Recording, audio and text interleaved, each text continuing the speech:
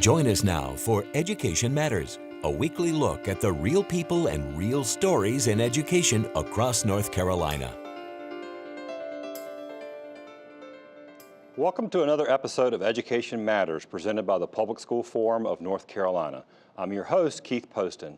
A North Carolina teacher is the subject of a new documentary film called Teacher of the Year. That teacher will join us today along with the filmmakers and a professor from Wake Forest who has studied how teachers are portrayed by Hollywood.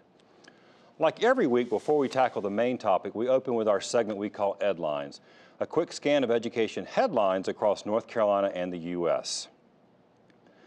The lawsuit filed by the State Board of Education over House Bill 17 now has a court date.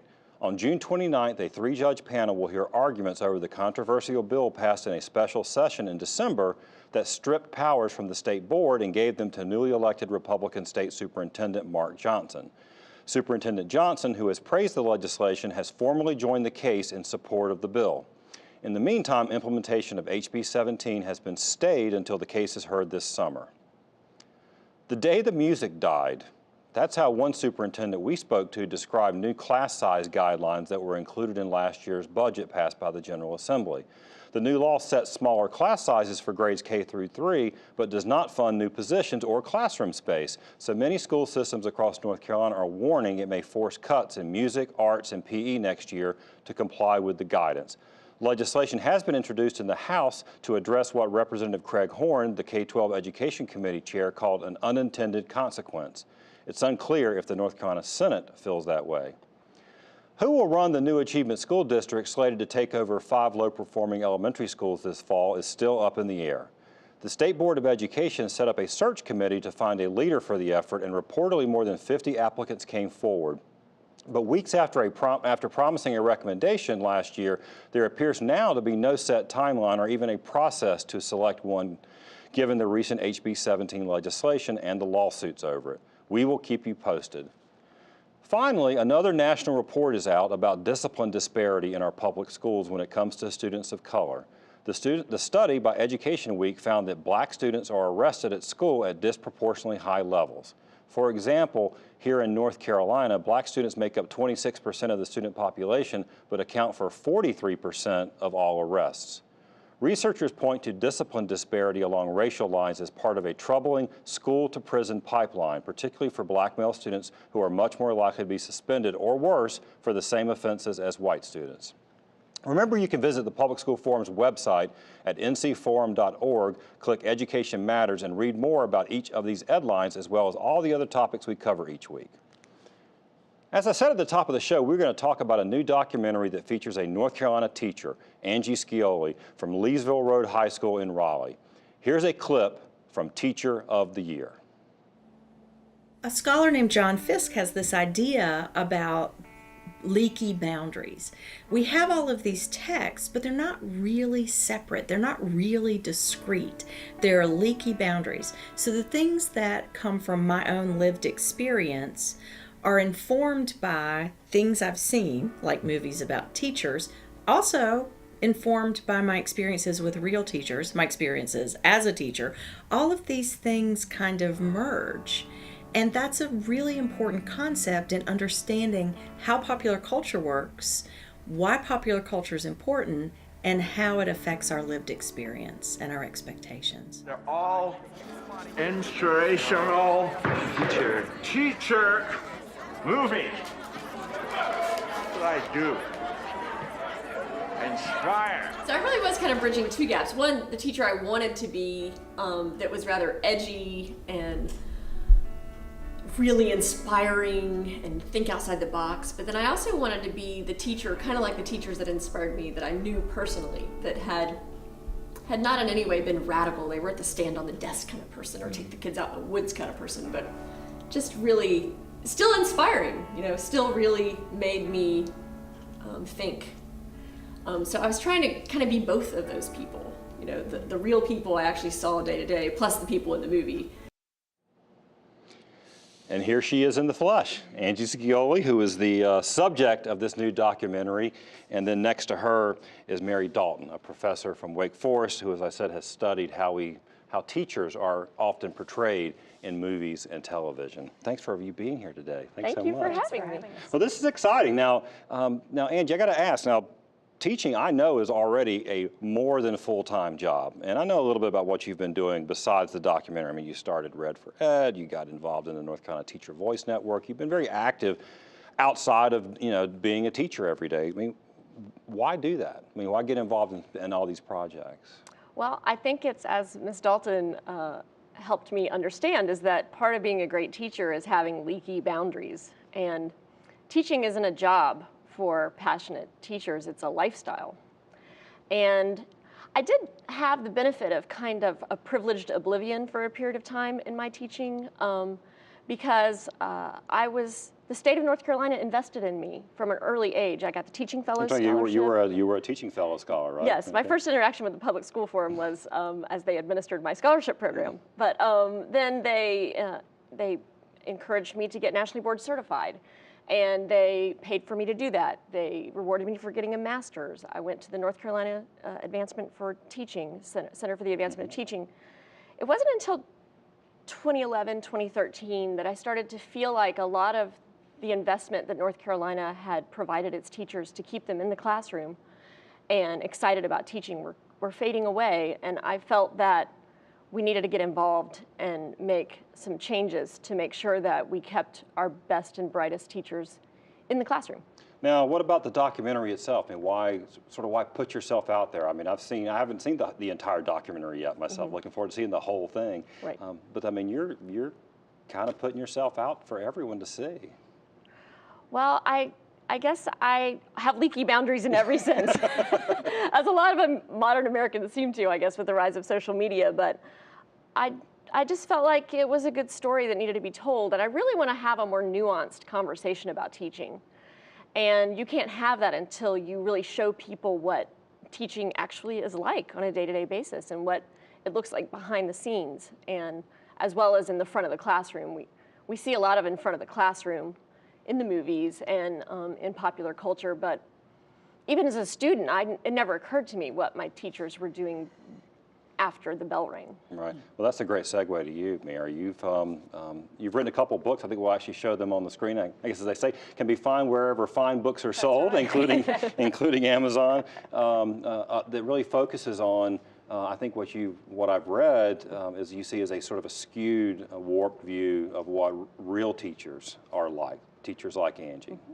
Well, part of that, the constraints of the medium. You have a couple of hours with a film, you have various episodes with other storylines on TV. So it's not going to be realistic in that way.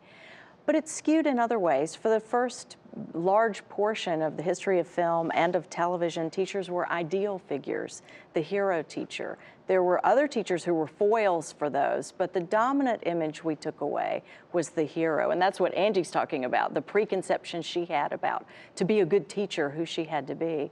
In the last 15 years or so, alongside the rise of accountability and No Child Left Behind and Common Core, we've seen a deprofessionalization of teaching, and we've seen the models of teachers in popular culture really decline. They're always disgruntled or burned out or coarse or childish. Right. They're not these heroes anymore. You're right. I mean, obviously, I like a comedy as much as anyone, but it does seem like there's a lot of if you're doing something about principals or teachers, right. whatever, it's about something about how unprofessional they are, Absolutely. or how unhappy they are, or like I think you said, hacks. Yes, incompetent or mean, buffoons. Those are the dominant forms.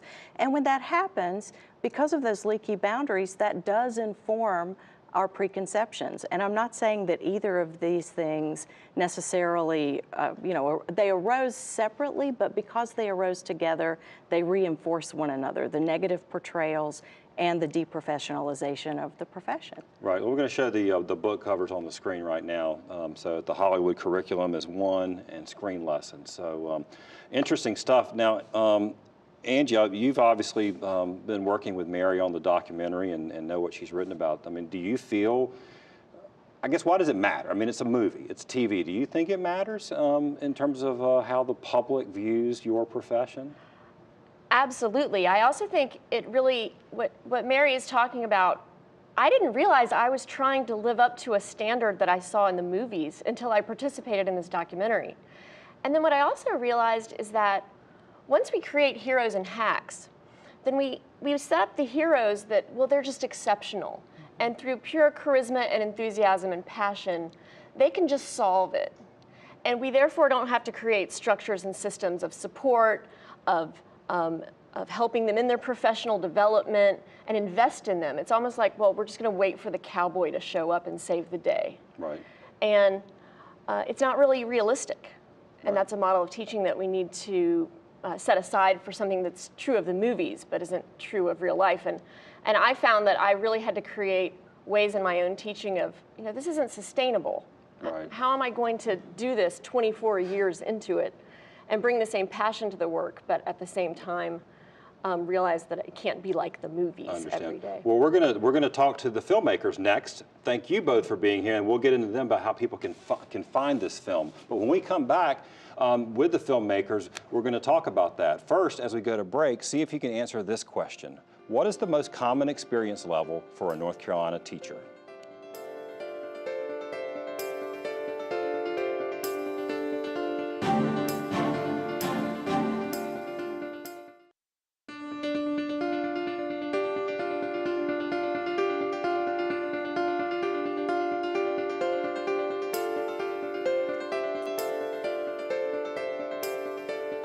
Did you correctly answer less than 1 year? That's right. The single largest group of North Carolina teachers, 7.2%, are in their first year of teaching, and actually more than 25% overall have less than 5 years in the classroom.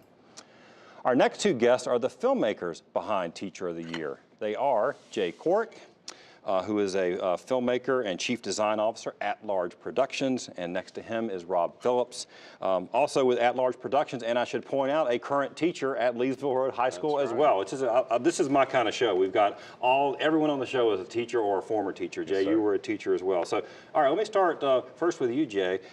How did the idea of a documentary start in the first place? Sure. So Rob and I were both teaching at Leesville Road High School when we started this project. And the idea came with some of Rob's reading around the impact of Hollywood teachers on real teachers. So we started with this sort of big idea of how does that happen? And then we decided to focus on Angie, largely because we thought going in depth with one teacher would be a better way to show some of these impacts than several teachers. Right. Now, so how did you decide on Angie? I mean, picking one, but I mean, obviously y'all were teaching together at that point, but why Angie? Well, Angie and I were colleagues, first of all, and of course Jay as well at the time. And the great thing is that she's an awesome teacher and she had a great reputation. She's also completely willing to be open and honest, and that really she gave us complete freedom. She just said, whatever you do, just tell the truth, and we tried to honor. Well, that's why I asked her. She really puts herself out there. Absolutely, she truly does, and she's one of the most authentic, genuine subjects I think you could ever hope for, and her willingness and to be open and honest and to share has been just a blessing for us. So. That's great. So how was this funded? I mean, obviously you had an idea, but it takes cash. Yeah, it does take cash.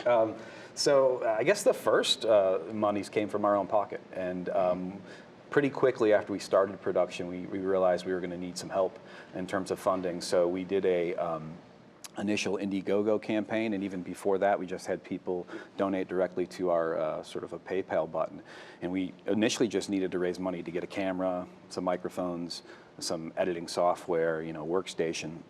And then as the film has progressed, we've realized that we need costs to cover post-production. So we need money to cover post-production. So we've recently set up a Kickstarter fund to help us with that. All right, let me give you a chance to plug the website, teacheroftheyearfilm.com. That's correct. All right, and you can find that on our website too. So that's the place that you can find it if you want to support the film financially. You can also find out how to see it, because I want to make sure that we mention it's going to be premiering in the 1st of March, actually at a conference that our previous guest, Mary Dalton, is helping put together, right? Right, that's exactly right. So Mary's conference, or the conference that Wake Forest is hosting, that in large part she's coordinating, is where the premiere will be, and some other scholars that are going to be in the film, like for instance, Dr. Robert Bowman, who's going to, I think, deliver the keynote address on the night before the screening. It's just, there's so many opportunities for people to learn about these big ideas that we became fascinated with, and we're so grateful we got to work with these wonderful folks. So you can go to that website, teacheroftheyearfilm.com, or of course the ncforum.org, our website about the show. We'll have all these links for people. Now I'm going to ask both of you this. I'll ask you first, Jay. You make a documentary. Obviously, it might be something you're interested in, but I would assume that you want to accomplish something. Yeah. I mean, what do you hope to accomplish with this documentary? Well, I think first and foremost, we want to tell a good story. And I think our thinking is if you tell a good story and you're honest in your approach to that story, it's very much like teaching. You know, a documentary is sort of pure inquiry, right? You start with a question and you explore that question. And so our question is, what happens when a real teacher tries to be a Hollywood hero? And we try to really stay true to that question. And so we want people to be entertained. We want people to be interested in that story. And then we hope that it will facilitate some dialogue about what teachers really do. Right. And if we can, sort of, Roger Ebert called a movie an empathy machine, right? So if we can increase empathy around Angie's life in particular, and by extension other teachers, I think we've done our job. What do you think? Is it saying anything else? Also, things that are maybe in the documentary that you think people don't probably know or don't really understand? Absolutely. I mean, I've been teaching now almost 20 years, not quite as long as Angie. And I would say that the thing that I would hope most, I'm sort of piggybacking on what Angie said during her segment, was nuanced discussion. We really need people to see the truth and to see the honest reality of what education actually is and what teachers really do in the classroom. And if we can be a small part of that discussion, that dialogue, then we feel like we've accomplished it. And of course, as Jay said, we want people to have fun. I mean, we think it's a fun film and has a lot of surprises I don't think that people will expect. So that's... This notion that Mary was talking about how Hollywood portrays teachers, is that something you were already aware of, something you thought about when you went into it? Not to the degree or the extent that we discovered through the film, and I think that's another reason why the film kind of lives and isn't sort of dead on the vine, is that we were discovering along with Angie, right? And as we edited, our notions about these things developed as well. So Rob was certainly a lot more versed in that idea than I was at the beginning of the film, and I learned a lot about it. So. Right. I guess final thoughts on the documentary. Is there one thing that you hope people take away from it if they don't take anything else away when they see the film? That good teaching oftentimes comes out of mistakes. That oftentimes the best teachers are the ones that are willing to take the risks, that are willing to fail, they're willing to make mistakes. And we have to make sure that we allow teachers, especially given the factoid that you shared early on in the segment, we got a lot of young teachers, right. And if they don't feel like they can make mistakes, how can they grow and change? I mean, Angie and I have both realized as veteran teachers that real teaching, you really start to sort of hone your craft around year 10 or so. And we need more veteran teachers, because once we retire, who's going to fill the ranks? That's awesome. Thank you both for being here. Thanks for doing this. It sounds like a love letter to the teaching profession. It really is. And you know what? They need it. Yes, they need it. So true. Thanks so much. After the break, this week's Leadership Spotlight.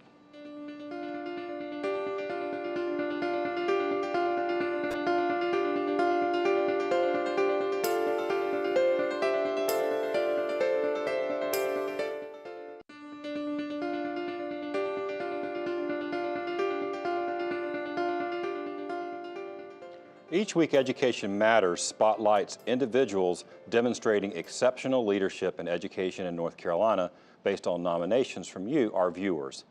This week, we spotlight Jim Argent, principal at Knightdale High School of Collaborative Design in Knightdale here in the Raleigh area. Leadership Spotlight is presented by the NC STEM Center, strategies that engage minds. We wanted to redesign our school to something that was going to be unique and something that would be a model for what high schools could be moving forward. So what we did is we did a year-long research study into what could a high school be. And we landed on 3 primary aspects that would drive our redesign. The first was to be relationship-oriented. Students, high school students in general, may not want to be told they're loved, but they want to feel loved. The second thing we wanted to do was to create a mindset of excellence and to have students believe themselves. The third aspect was to create an innovative environment. How can we get away from desks and rows and really make students the active participants and not the passive recipients of their education? So students are receptive to the change, and they are getting to a point where they are becoming stewards of what's going on here and becoming strong representatives of the positive atmosphere that we're trying to build here at Knightdale High School. Once you build the spaces, then you have to change your teaching methodology. You have to train your teachers on how to utilize that methodology. He has empowered us to feel not just as teachers or cogs in a wheel of a school, but as individuals who can strongly represent what education should be. Our discipline referrals were cut in half after year one and then cut in half again this year. The fact that our absences and tardies are down by almost 50%. We have students in class. We just finished our first semester testing, and we had the highest testing rate that we've ever had. Students are coming and wanting to engage. All of those metrics look beautiful.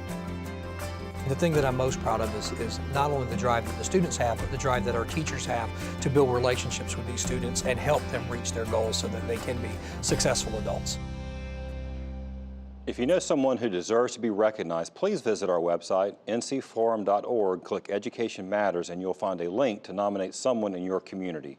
After the break, this week's final word.